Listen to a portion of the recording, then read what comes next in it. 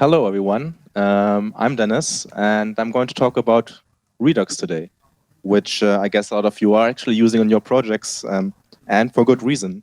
I mean, Redux is a really good state management library. It makes it very obvious how your data flows through the system. It's easy to test.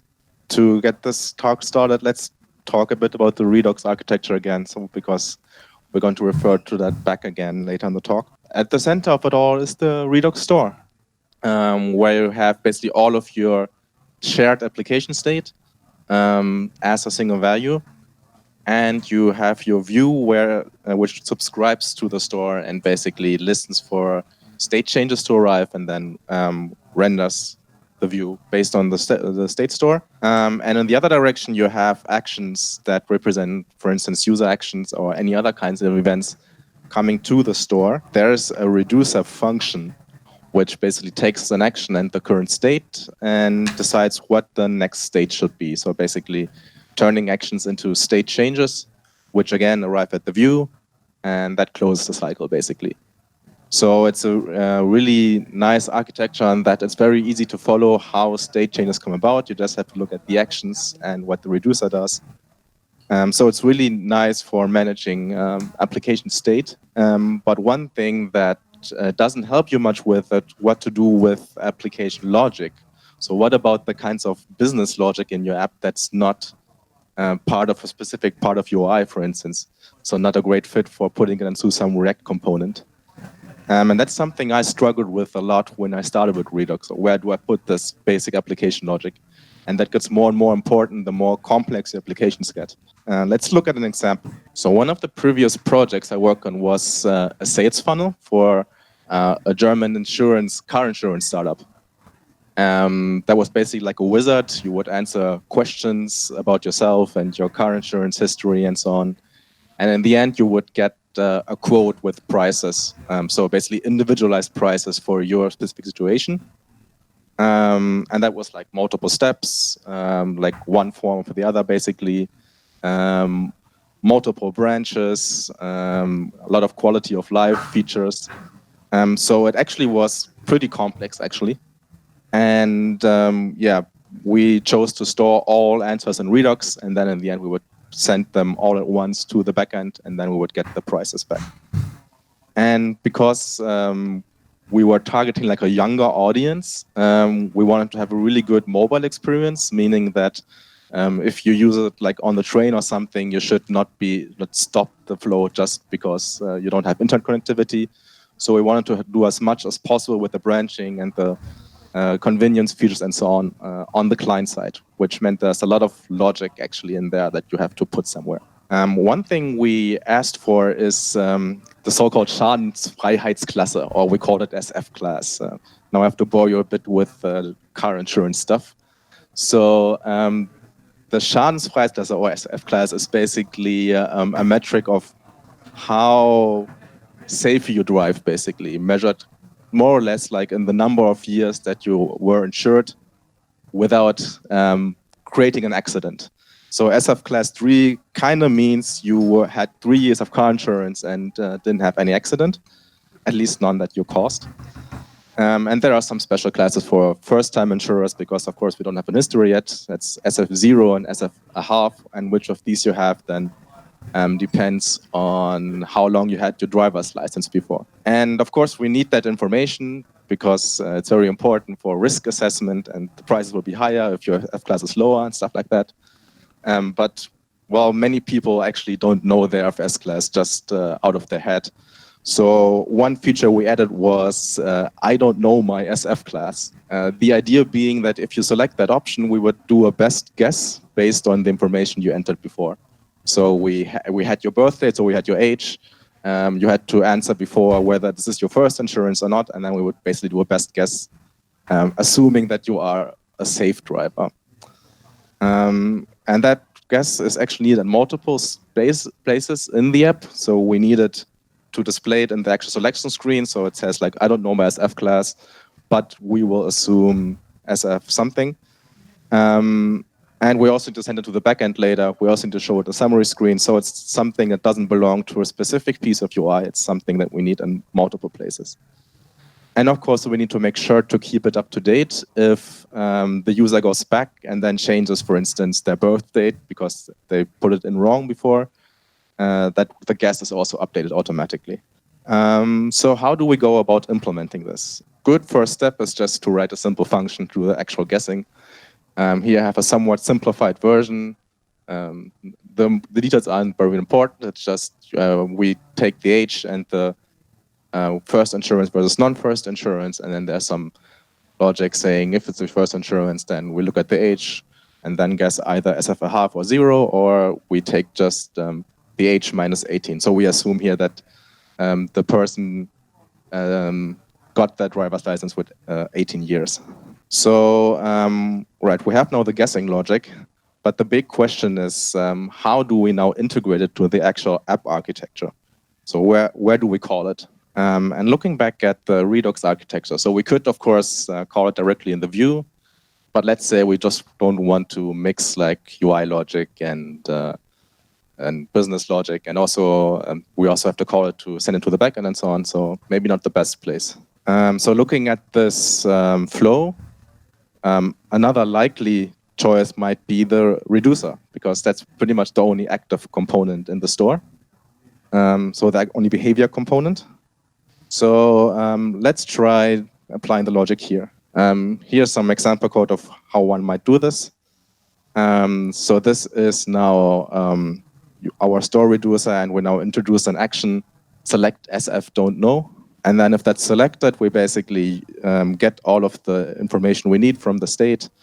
Then we have to do some calculation because we have the birth date, we want the age. So we also have to look at the current date, which we also conveniently stored in Redux. And then we set our SF class to the guess, so using our function. We also need to actually mark that we actually did a guess and not chose specific SF class for reasons that will become apparent in this next screen. Oh, one thing I wanted to say, we have a first issue here because to call this function, the guessFS class, we need to make sure that all of the data we need is actually managed by the same reducer. So if you want to make your stuff more modular and split things out into multiple sub-reducers, you will have problems actually getting all of the state in the same place. So that's already our first problem. There will be more. And then here what we need to do in addition, because we had this requirement that if the birthday, for instance, changes, we also need to update our guess. So we need to look at for all of the other actions that change basic dependencies of that guessing logic, like here enter birth date, and then basically recalculate the SF class guess if the previous FF class was a guess, hence this SF class is guess flag. And we need to repeat this again for select first insurance. And we need to do it yet again if the guessing logic for some reason now needs an additional value. So if we change the guessing logic and maybe needs now a third value, then you have to go and remember to look at all actions that can change this value as well and do the guessing logic. So it becomes pretty tedious and pretty error prone pretty fast. The problems with the whole approach are basically that it prevents reducer decomposition. As we said, you cannot really split things onto sub-reducers. We need to keep the state together. It's error prone, very tedious. And in general, the underlying problem basically is you have like a very simple, stateless, pure function that you have. But reducer is fundamentally basically a state machine. It's about state changes. It's not about just statelessly calculating state. So that's a bit of a mismatch here, what makes things problematic. This is why we had to listen to all of these actions and need to care about all of the ways that particular pieces of state can change. So let's go back to the drawing board. Where else could we maybe integrate our logic? And we saw already that we might not be, like the state change side, so the actions might not be the best place to put the logic. But maybe we can apply it on the other side, where the state is propagated to the view. Because at that point, we don't have to care where the state changes come from. We just need to listen for the state changes and then apply the logic before the state gets to the view. So let's try that. Here we have a React component that's connected to Redux. And as those of you who use Redux know, you usually write like a state mapping function that takes the state and then basically maps it to properties to pass to the component. And now what we do now is basically we do the same guessing call that we did in the reducer here. So so now it's basically a declarative version. So we don't have to care anymore how the state changes came about. We just have to say, okay, when we have the state, this is how you calculate the guessed SF class. But yeah, we still have one thing where we could improve, which is that now this state mapper needs to still care about where to get all of the pieces of the state and has to pass them to this guessing function, even though the component that we now connect to it doesn't really care about these extra properties. It only cares about the guess itself. But we still force it to know about like things like the birth date, current date, the first insurance flag, which means if these things change, you need to, again, go to all of the components that call this guessFF function and change them. So there's still more we could do to encapsulate our logic. We can easily do so if we think about that we use Redux and we know that we have a single value that has all of our application state. So what if we just write a function where we can pass the whole state object and the caller doesn't even have to care about which parts of the states are used for the SF class guessing, for instance. So it would look like this. Now we still have a state mapping function, but that function doesn't even have to care what kind of pieces of the state are used. It just passes the whole state object, and the function just does this thing, and we have everything neatly encapsulated, basically. So with this approach, we have reusable logic because we have it separated to a separate function, and we have a pure function, so it's very easy to test, very easy to reason about. And we now encapsulated the data dependencies of that logic completely. You just pass in the state. The callers don't even have to know what kind of pieces of the states are used. This approach might seem familiar to some people because what I basically did here is to reinvent a pattern that's actually pretty well known in the Redux world, the so-called selector. What is a selector? Basically, a selector is nothing else than what we just saw, a function that takes the Redux state as an input and then returns a value derived from that state, so derived state.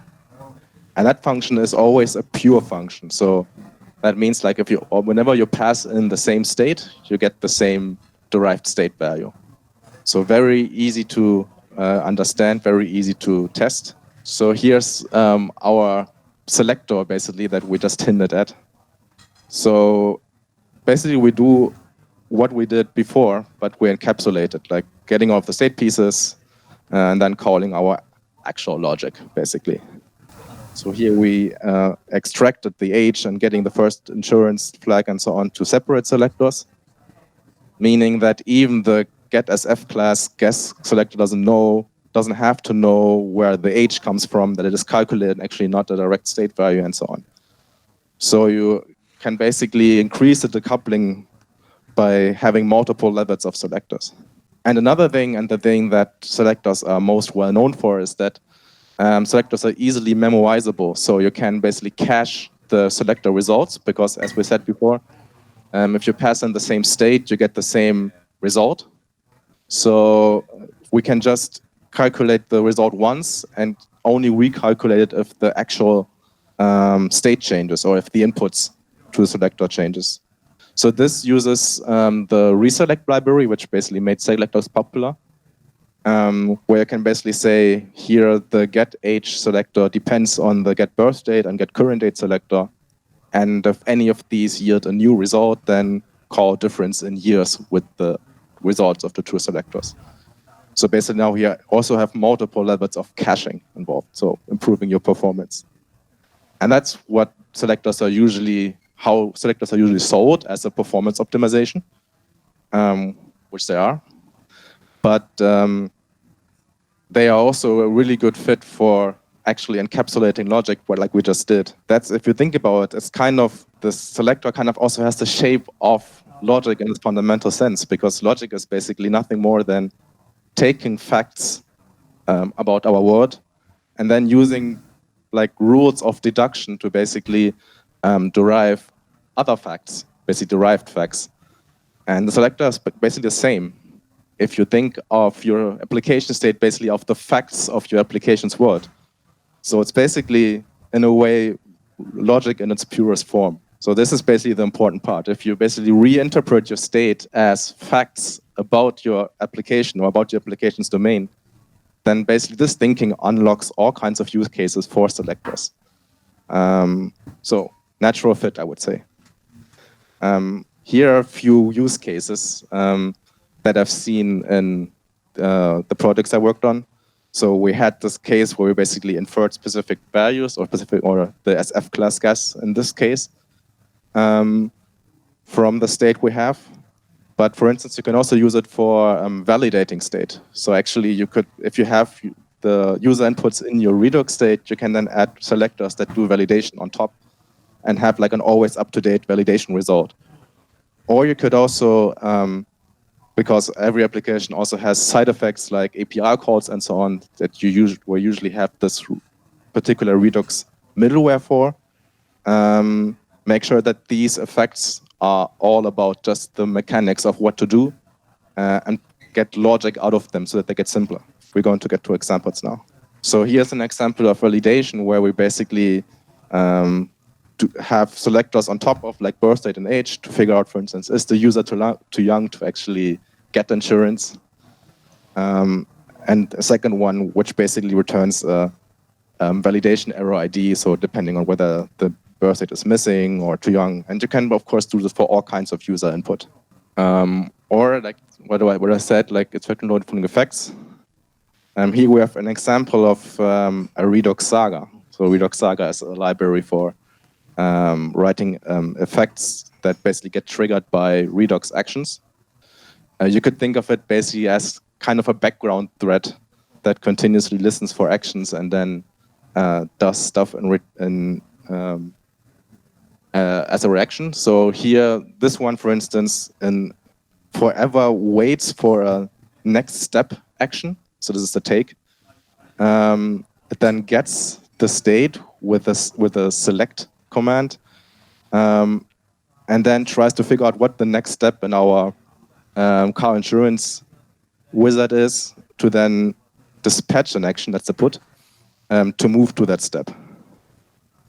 So here we have both like the integration into the to the Redux cycle, so basically waiting for an action, dispatching an action, mixed together with like the logic of where to actually move to when to get such an action. Of course, you cannot do everything with selectors. They're really nice for like static logic. So logic where you just say, okay, if this holds true, if this is the current state, then this is the derived value, or this condition holds or not, like this kind of logic. But it doesn't help, of course, with logic that's about state changes. So basically, like state machines, for instance. For that, you would use the reducer, because the reducer is just made for this. And of course, you need all the state in Redux, which you need for your calculations.